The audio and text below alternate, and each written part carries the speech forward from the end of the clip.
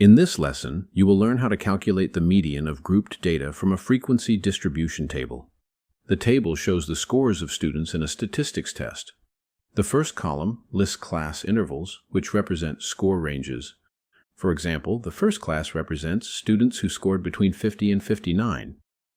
The second column lists the frequency, which tells us how many students scored in each interval. For instance, in the 50 to 59 interval, the frequency is 6. This means 6 students scored between 50 and 59. The median of grouped data is calculated using this formula.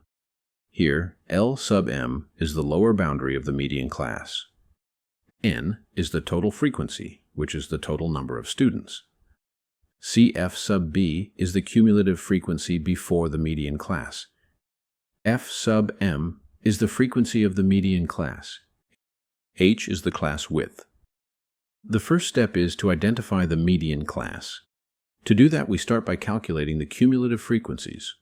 The cumulative frequency of a class is the sum of its frequency and all previous class frequencies. For the first class, it is just 6, since there are no classes before it. For the second class, it is 6 plus 10, which equals 16. For the third class, it is 16 plus 7, which equals 23.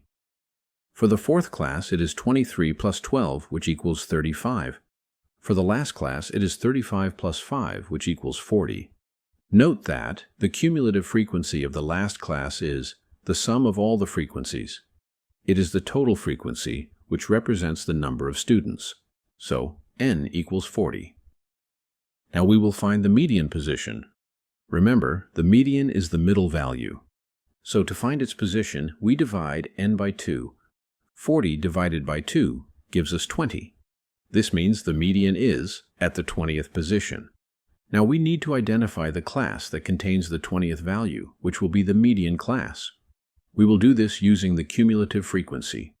Note that a cumulative frequency of 6 means this class contains values in positions 1 through 6.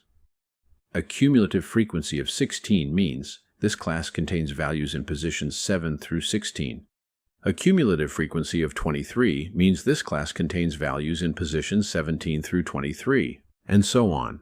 Since the median is in the 20th position, it falls inside this range.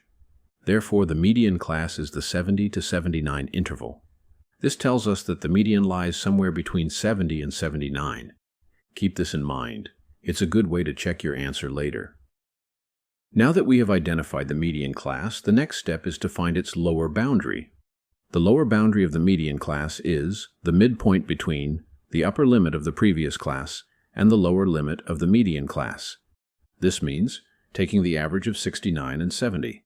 That is 69 plus 70 divided by 2, which gives us 69.5. Therefore, the lower boundary of the median class is 69.5. By the way, if there is no gap between classes, meaning the upper limit of the previous class equals the lower limit of the median class, you can simply use the lower limit of the median class as the boundary. Next, find the cumulative frequency just before the median class. This is the class right before the median class, and its cumulative frequency is 16. Next, find the frequency of the median class. The median class has a frequency of 7, right? Finally, find the class width. To do this, subtract the lower limit of one class from the lower limit of the next class. For instance, in this class, the lower limit is 80, and in the next class, the lower limit is 90. So the class width is 90 minus 80, which equals 10. Note that since all the classes have equal ranges, no matter which 2 consecutive classes you pick, the class width will always be the same. Now substitute the values you obtained into the formula. Then simplify. Go ahead and use a calculator if you would like. After simplifying, we get a median test score of 75.21. Notice that this makes sense. It is between 70 and 79, right inside the median class, just like we expected. Keep in mind that the median here is an estimate. This is because we don't know the exact scores of each student. We only know the ranges and how many students fall into each range. So, the median is not a specific score, but rather an estimated middle value. To recap, here's the formula to calculate the median of grouped data, along with what each variable means. Here's a quick summary of the steps you need to follow. And finally, here's a practice problem for you to try on your own. Pause the video, give it a try, and then check your solution. But wait, to learn how to find the mode of grouped data, click on the video on the screen. You can also find the links in the description or the first comment.